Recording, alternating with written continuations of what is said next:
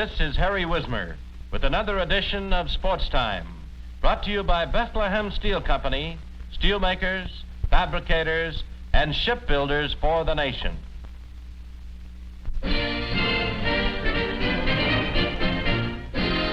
John Q. Niblick, average Saturday golfer. This is your life. A day you spent on that vale of tears and sorrow called the public golf course. It began just like every other golfing Saturday. You got up at dawn, rushed down to the course, and found the same old situation.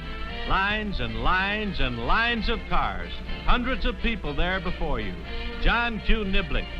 This was the first tear in the fabric of your golfing day. The second rip was expected. When you signed up, the man said you'd have hours and hours of waiting just to get on the course. It was a blow, but you took it like a duffer, swinging wildly. Do you remember the first tee, John Q. Niblick?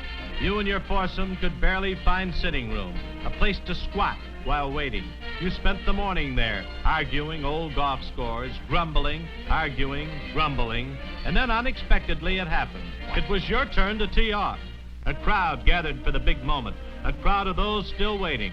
Remember how free and easy it made you feel to have that audience watch you tee off? That audience stayed with you, didn't it, Mr. Niblick? Even when you were putting on the green, there they were, watching and waiting. Sure made you feel relaxed. It wasn't long before you put on a real show for them, trooper that you are. You made that sand trap famous when you had to pay rent for staying there too long. It gave you pleasure to bring laughter to your fellow men, didn't it? But soon it was the 18th hole. The Saturday round was over. All the cares of the week replaced by the cares of the golf course. You worked your weary way home. And as you arrived, your wife, Mashie Niblick, starts to leave, off to play her own round of golf, to fight her own way across the crowded public fairways.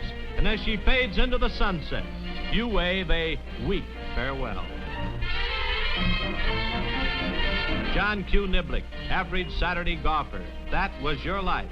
A day you spent on that vale of tears and sorrow, the public golf course. What can we say? But better luck next weekend.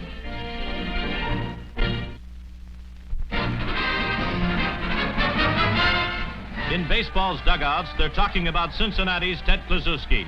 The slugger's big bat is hampered this year by his aching, injured back. And on that back, Ted carries the red-leg pennant hopes. It could go either way.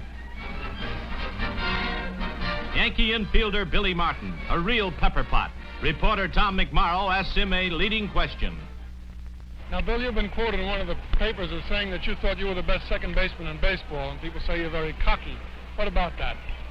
Well, if you don't have any confidence in yourself out there, Tom, then you don't belong out in the field. When you have those bad days, you got to believe in yourself so you can come right back and have the good day.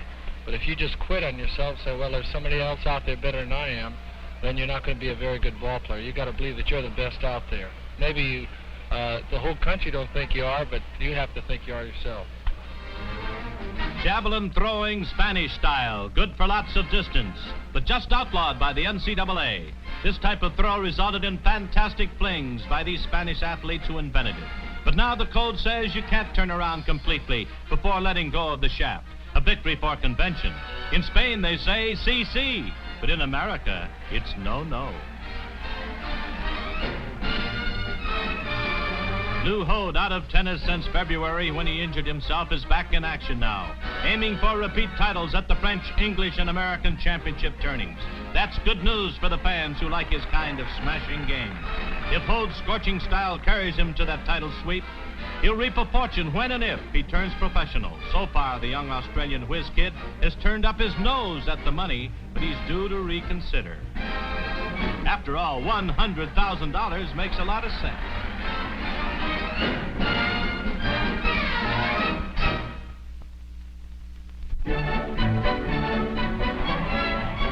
The fastest man on water, Sir Donald Campbell of England, the Speed King, is coming to America this summer for a new record try, continuing a family tradition.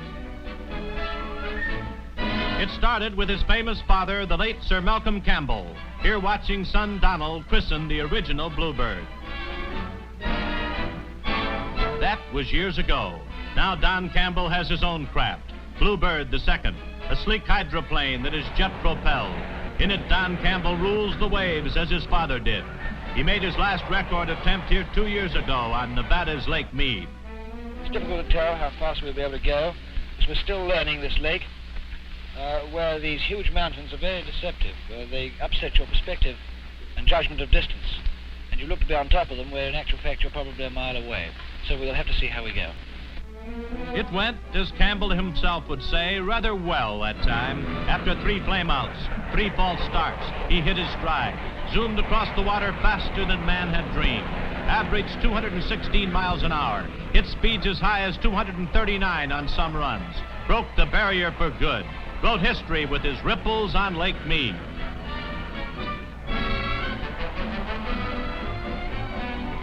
But like his father before him, Don Campbell couldn't quit. Last year he raced the Bluebird in England, added 10 miles an hour to his record. On one run, he was clocked at the incredible speed of 268 miles an hour. A fantastic performance. Like his father before him, Don Campbell became the unquestioned speed king on water, a hero the world over, and England rewarded him. At Buckingham Palace last month, he was made Sir Donald Campbell, CBE, Commander of the British Empire. But he's still on the move, coming to America this summer, aiming for still another speed record, this time on a New York State lake. England's Sir Donald Campbell, the fastest man on water.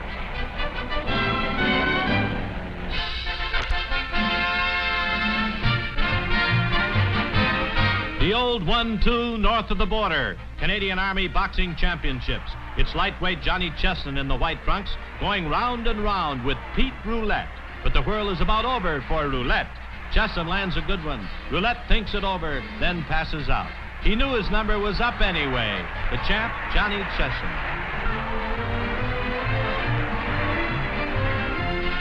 In the Beef Trust Division, it's Mike McCready wearing black trunks against Ross Kelleher.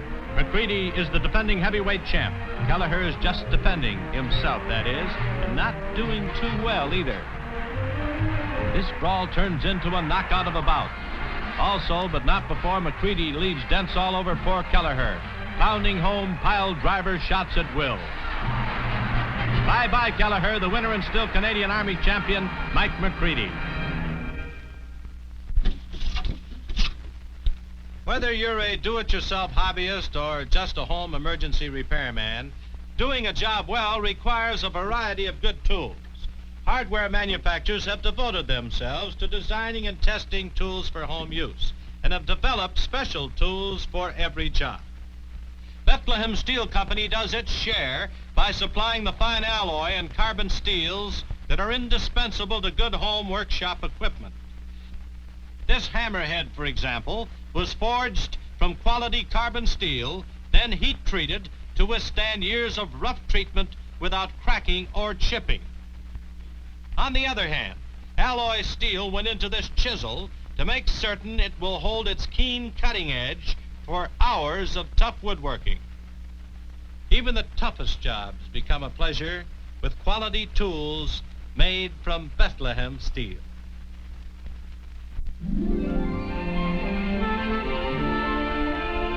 Across the land these days, it's the time of the trout, a time of rejoicing here in Pennsylvania and in 40 other states. Only 7 states, which shall remain nameless, bear no trout at all. The more shame to them. Anglers since Isaac Walton have found a measure of heaven in trout fishing, but even the noble pursuit has its rules to protect the 20 million freshwater fishermen in America. For instance, in this creek, you're allowed a catch of 8. Intrepid game wardens enforce the limit to protect all anglers.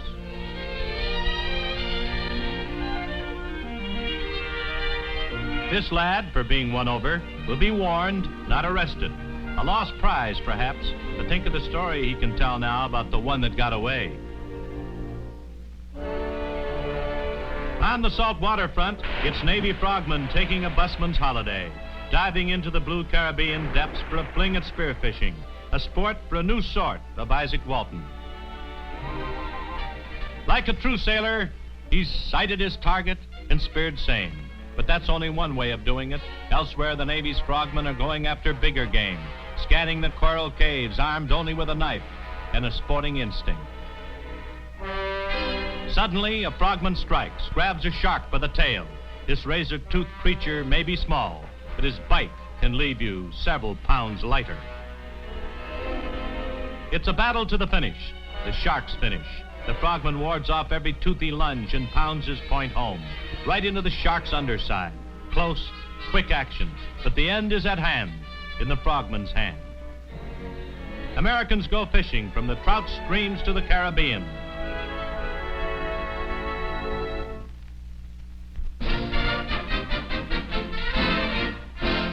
Ladies' Day on the ball field, the so-called weaker sex in athletic action. First stop, West Germany in a soccer game with lots of sock. On the defensive right now is the home team, as the visiting Dutch squad drives for the goal. Stopped briefly, the girls from Holland keep at it and finally boot one through, much to the disgust of Germany's number 7. It's Germany's ball now, number 7 on the attack, and away she goes. The home team is behind 2-1 at this point and anxious to even the score. They put their best foot forward and do just that. With the count squared, the going gets rougher. Number 7 drives forward again for the Germans, and just like a woman driver too. Watch out! She forgot the signal for a turn. After that rumble, the game goes on. So do the Rhine Maidens to a 4-2 victory. But win or lose, they love to play soccer. That's how they get their kicks. Next stop, New Zealand, and some legalized mayhem. It's Ladies' Day on the rugby field. A native team in white striped jerseys against an Anzac squad. And there are no holds barred. None. Occasionally, the traffic around the ball gets a little thick, and the girls pile up fender to fender. It's not so bad for the ones on top, but a doctor is needed for the girl below. First, of course, they have to dig out the patient. When the repair job is done, the happy warrior returns to battle. Rugby, that is. Great training for bargain basement sales. In this particular contest, the native girls try hard, run the ball with vigor. The Anzacs win anyway and then square away for a victory huddle. Whose long pants come flying out? The coaches, of course. Last stop, Florida, and the plate is dusted off for Ladies' Day on the softball field. A nice, quiet game compared to soccer and rugby, or so it seems now before strange things begin to happen. However, as the pitcher fires plateward a little later, the batter smashes one to short, and a runner tries to score from second. There she goes down the line. It's going to be close. Safe, says the umpire. You're blind, says the catcher. Her team agrees and joins the discussion. So does the other squad, and the debate is off and running. It isn't long either before the umpire is off and running also. Smart move on his part. A fitting end to Ladies' Day on the ball field. We'll be back at this time next week with another roundup of sports. Through the courtesy of Bethlehem, a company that is constantly growing to serve the ever-increasing need for steel.